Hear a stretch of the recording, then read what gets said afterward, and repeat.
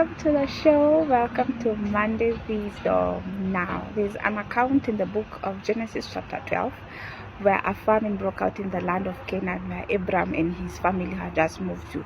So, what he decided to do was he took his family and moved down to Egypt, where just to escape the severe famine. But just before they got into Egypt, this is what he told his wife. He said, "You know, you are a very beautiful woman, and when the Egyptians see you and when they know that you are my wife, they will kill me that they may have you. So do this one thing: say that you are my sister, that my life may be spared."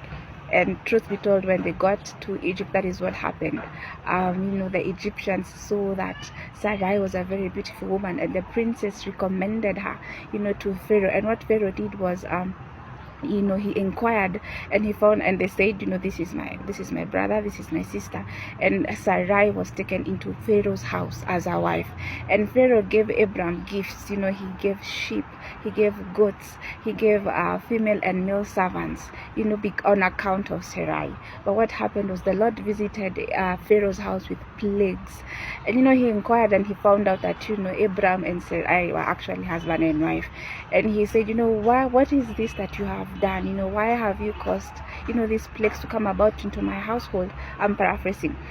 But Abraham said, I feared for my life. I did not want to be killed, so I lied that Sarai was my sister. So what Pharaoh did was he gave orders, regarding Sarai and her husband.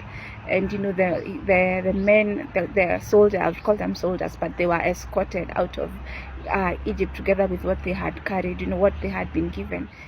But in the company of Abraham and Sarai is a female servant whom we get rather introduced to fairly well in Genesis chapter 16. And this is the woman that Sarai introduced or brought to Abraham, just so that they may have a child, because Sarai was barren. But here is the thing. This is what I would want you to look at, or this is what I would want you to glean from this story. This is the wisdom I would want you to carry from this story. So Abraham had not inquired when he was leaving Canaan. I know there was a famine, yes, but he did not ask. He did not stop to pray and ask the Lord, where should I go? Where should I pitch my tent? There's a famine in this area, but where should I go to? Should I head down to Egypt, or should I remain in this place? But he did what was the most natural thing to do. He did what I would call, or he followed his humanly wisdom, which is not bad, because that was the right thing to do in his eyes. Move his family to a better place, to what looked better in human eyes, what looked favorable, and Egypt was a place to go to. But he did not inquire of the Lord, he did not ask of the Lord.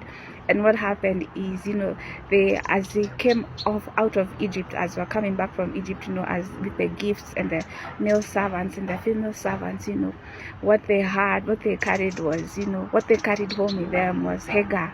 Hagar was the female servant that, like I've mentioned, that Sarai brought to Abraham, to have children with. And the seed of Hagar became a perpetual enemy for the seed of Sarah. If you look at the entire Bible history, you will see that the children of Hagar, became perpetual enemies for the children who are born through Sarah.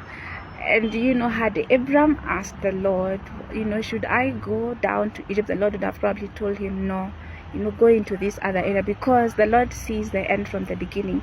The Lord from the very start had seen, the mess, even he had seen Genesis chapter 16, even while we're in Genesis chapter 12, he had seen Ishmael being born, whose descendants terrorized, the children of Isaac, who was a child of Sarai and Abraham.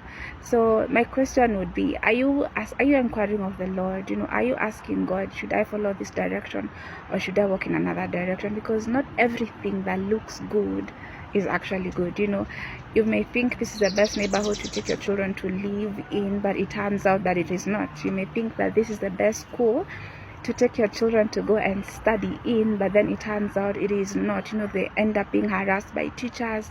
They end up joining the wrong friendships, forming wrong companies, forming the wrong company. Anchor of the Lord, do not just follow your instinct. It might look like the right thing to do, it might appear to be the right thing to do, but it is not the right thing.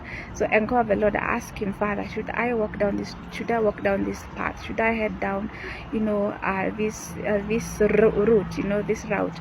And it could also be unemployment, or work. Something is distracting me here. It could also be work, a company, it looks very, very good, looks like a lucrative company, but then it is not the company that the Lord wants you to be in. So it may look good to your natural eye, but then it might not be God's will. So my encouragement would be, what I would want you to glean from this story is be at the center of God's will. Don't just follow your own instinct. Don't just do things because they look right. Get direction from Him. Seek direction, seek clarity. Ask Him, Lord, are you in this? Are you in this? Are you walking with me? Are you in this? Are you in this route with me? Find out from Him, get direction from Him. Don't make the mistake that Abraham made as he went down to Egypt, and as he was coming up from Egypt, he carried with him Hagar, whose children became the descendants who harassed the children of Israel. So before you make that decision, please inquire. This week, even going forward, if you have any decision to make, if you have any choices that you need to make, to choose from, ask the Lord. Ask Him, Lord, are you involved in this? Are you in this? Yeah. So before you do something, even if it looks good in your eye, ask Him. Find out from Him. Yeah. Thank you for watching.